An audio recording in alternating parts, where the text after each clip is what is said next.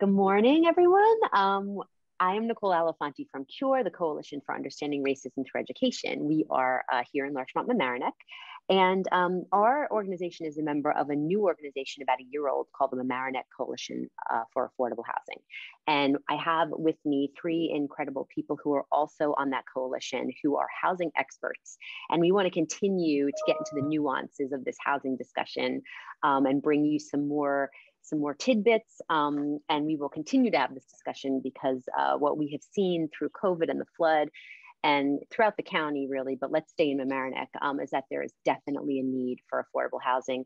And our community, ooh, it's my mom, and our community, comes out with charity and support and incredible giving and their time and their money. And so we know this is a space, this community where we can eventually build affordable housing. So let's start with Theresa. Please introduce yourself and what you do and tell us a little bit about why now? Why affordable housing now? Why Mamaroneck?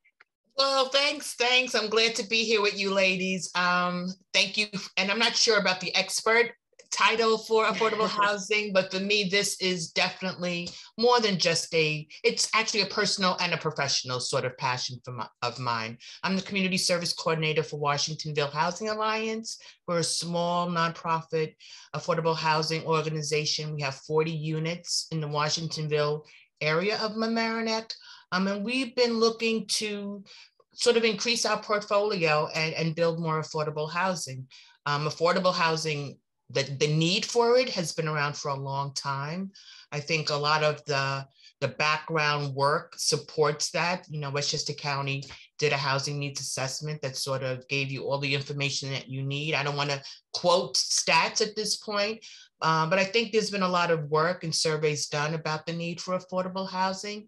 And I think a lot of people are just afraid of that term. They're not really sure what it means. But I think with the recent events, with the pandemic that's sort of come through and the latest flood, Storm Ida that came in and sort of wreaked havoc in Mamaroneck and Larchmont. I think for us now, this is just like, very often opportunities are all about timing. So I think this is just perfect timing for us to really delve into this topic and really start to make some traction in really getting more units and more affordable housing out there. We already witnessed, and I think so. The question of why now and why Mamaroneck, it's already been documented. We saw the incredible outpouring of support and love in this community already with the storm. I mean, literally hundreds of community residents, thousands and thousands of dollars, sweat equity, like literally blood, tears, like you name it, has been demonstrated in this community. So I think those reasons alone is why not Mamaroneck? Like you've got the love and the support, and you've got people who just have just a wealth of passion for helping their neighbors. So why not Mamaroneck? This is a small sort of welcoming, they reclaim diversity, but I think the housing situation is not really keeping in alignment with that. People who work here, people who have grown up here, they're not able to afford to live here. And we need to really address those issues. So I think why Mamaroneck is why not? You got all the makings for success here. And now it's because the timing is right. I think people are engaged and we need to capitalize on people's passion and desire to look out for their neighbors and for each other. That's great. Thank you. Yeah. And I feel like COVID and the flood really like micro focused on, Absolutely. Absolutely. Right. Yeah. That's great. Thanks, Theresa. Yeah. So Melissa, let's talk a little bit about why affordability, of housing is like foundational in a thriving community. And then maybe you can tell us a little bit, like so many people don't know what land use patterns are, maybe just like how that history unfolded. So please introduce yourself as well too. Thanks. Hi, Melissa Kaplan-Macey, Vice President for State Programs at Regional Plan Association, which is an urban planning research and advocacy group. So it's my day job, but it's also, like Theresa said, my passion. I'm a resident of the town of Mamaroneck, and housing affordability is just an issue that, I feel really strongly and I'm passionate about. I'm so excited to be part of the coalition. I'm so excited that there is momentum to have this conversation and really dig in and surface the support that we know exists in this community for this, because, it's sort of easy to see, people coming out kind of, against change. But I think, we're all in a place now where we understand, like Theresa said, with the pandemic and with Hurricane Ida, that, things are changing all around us all the time. And so how are we as a community going to adapt and thrive? And just really, important point to underscore is just that, our community is all the people that are part of this community. It's not just the people that can afford to live in, say, the majority single family homes that we have, and, in even some of the multifamily or smaller scale, duplexes, triplexes, that there's sort of limited stock and there's very little affordability in this community. So, when we look at the pandemic and all of the people who worked in the grocery stores and the retail, outlets and the home health care workers, the folks who continue to landscape all the lawns, those people don't make enough money in those jobs to afford the homes that we currently have. So we have to really think about how we create more housing options within our town, so that everybody who's part of this community can really, be a part of this community. And just a little bit on sort of how we got here, without getting too wonky and in the weeds, but it's not just the case, I hear the argument in this work a lot, which is like, well, I don't care who lives in my community as long as they can afford it. And that sort of presumes that it's a level playing field and that there's equity, when, we know that there's not.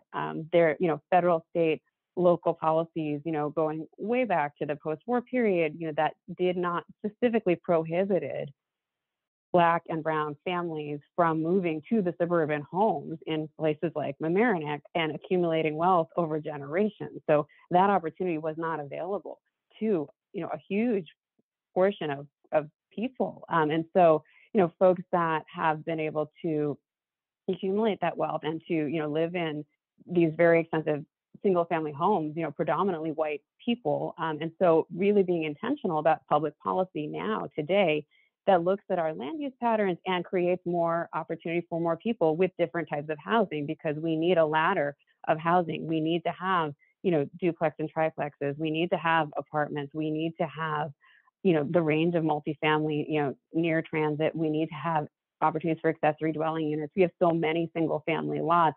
It's important to look around and say, there's actually a lot of room here. We feel like it's all built out, but it's not. There's plenty of spaces in garages and attics and basements that, done well, create more affordability just, by nature of being different unit types. So it's sort of like a little bit of a high level on that, but I think, we can look around and see actually we have plenty of room for more people in our community, and we need to look at the way we zone and the way we permit and the way we come out and support, to Theresa's point and to your point, Nicole, too, that there's a lot of support for this, and we're really excited to have these kind of conversations to surface that support so more and more people can kind of join that call to action. So when there is a proposal for a really wonderful new project, that our elected officials feel supported because they know our community is in support of that. So thanks for the opportunity to talk about that today. Thank you. That was awesome. Yeah. And I think, you're referring to this term we've been throwing around now, which has been in the New York Times for 5 years, is redlining, right? Like that's a piece, just a tiny piece of how we got here. And I urge people to look it up and to look at the history of like how we decided who lives where after World War II, especially when there was a housing dearth for middle-class families. And it's kind of interesting to think that, we can afford our homes because we can usually go to 2 jobs, a husband and a wife, a lot of the time. And we have a nanny, and we have a housekeeper, and we have all these people who keep our ecosystem running. And to be able to have those folks live among us is really kind of a dream community in a sense, right? Like to think about why they get on a bus or a car and go an hour away every day to come back is really steeped in history. So I urge people to kind of get educated around that. So, okay, Jen. And Nicole, not to interrupt, but just to point people very specifically, there's a very short, awesome video that explains this really well, which is, kind of a takeoff from Richard Rothstein's book, The Color of Law. But there's a really short video segregated by design, and I'm sure we can send the link around to that as well. That just, explains this history really succinctly, so we can better understand how we got here. Yeah, it's already in our next blast and it's on our website. It's been on our website for like 4 years. So Great. yes, please watch it. Jen, please introduce yourself. Hi, everyone. I'm really happy to be here with you today. My name is Jennifer Jacobs Guzman. I am on the board of the Washingtonville Housing Alliance. And I also work as a planner in New York City for the city's housing agency. I guess just sort of in following to what Melissa and Theresa have both raised, I think there's kind of two ways we can also kind of envision sort of what affordable housing and supporting affordable housing can look like in Mamaroneck. And I don't want to kind of forget the great affordable housing we already have. Washingtonville Housing Alliance is, 40 plus years old now. It has just a small stock of about 40 affordable housing units that they maintain as affordable to households in the community. This is really important, stock that we have. Almost every building but one was impacted by Ida, and families and households were displaced. Theresa and the staff there were working night and day to get them back in their homes. And in some cases, we're still working on that. We're many weeks out here. So just to kind of recognize what we have already and, I think make an effort not to lose that stock. Certainly those 40 affordable units we plan on maintaining as affordable for a long time, forever. But, I think there's so many people still displaced, that are still in temporary housing. So supporting efforts that will preserve the housing we have, I think is one really big kind of piece of what we need to do, and not to lose that. Groups like the Community Resource Center have been working really hard to promote tenants' right to counsel when they're being evicted in housing court. That's a really important right and really important support for people that are already facing potential displacement who are in affordable housing.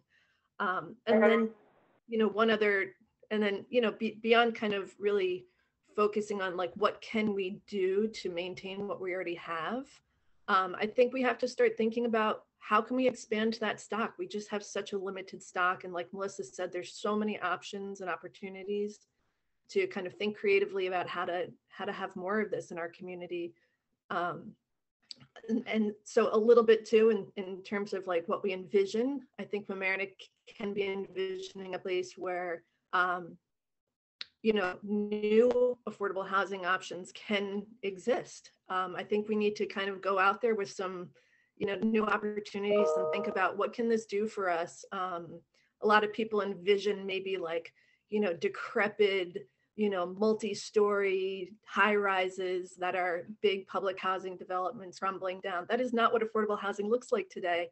I think we have to sort of look around and see some examples to get inspired, but there are beautiful, sustainable, resilient, contextual buildings that public resources are financing, that really could fit perfectly in the Mamaroneck, and really kind of expand that very limited portfolio that the town has of existing affordable housing. So, right now, at least in the world that I'm working in, any public financing that's going into building affordable housing is requiring all sorts of beautiful sustainability features. And I think that really resonates with the residents here in Mamaroneck. We want something beautiful. We want a design gem. We want environmental features. And I think we can have that, and we can expand our very limited affordable housing stock. So I really hope that some more opportunities come up, in the coming months and year, where we can kind of chip away at sort of building something that's a little bit broader than what we've got now, but also maintaining what we have and really working to find ways to keep residents that have been displaced or at risk of displacement kind of housed for the long term. That's great. Thank you so much, Jen. Yeah, I mean, there's so many angles to this, right? And I think we have to remember too, and we all said a little bit of this, but when we say affordable housing or housing that's affordable, you know, there are certain numbers that go along with that in terms of income, but we're really talking about people who keep our ecosystem running. We're talking about essential workers who we are also grateful for these last 2 years. We're talking about social workers, teachers, firemen, police officers. You know, we're talking about people who grew up here, whose families might even own a home here, and they'd like to live here someday and they won't be able to, you know? So these are the people in our neighborhood. These are the people we're growing up with. And so it really is about broadening and building our community to include everyone, where everyone feels like they belong here. And I think that's ultimately like the punchline.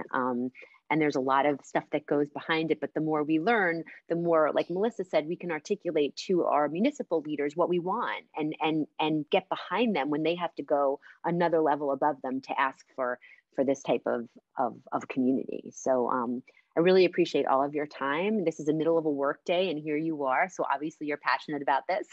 If there are any last notes that anybody wants to say, please jump in. Otherwise, you know. Well, you know what, Nicole, I would just like to really invite everybody to join the efforts. I mean, yes, again, we've already seen people come out and unify. This is already a unified community by all means. Yes. It's really, it's so heartening to see what's already happened. And let's just continue to work together and build, you know, a really strong, even stronger, more unified community for everybody. Come join the coalition. We can have conversations if people have issues or, you know, all the stereotypes that are out there that people are fearful. Let's talk about it. Like, we're all in this together. We're not trying to do anything that's destructive or upsetting. We really just want to provide a positive, loving, supportive community for everybody that's here. So that's the only thing I'd like to sort of add. Join the efforts. Let's do this together. That is the perfect way to end it. I really appreciate it. Mamaroneck Coalition for Affordable Housing. When you get Cure's next blast, it'll be there. And have a great day. And thanks for listening. Great. Thanks, ladies. Thank you. Bye-bye.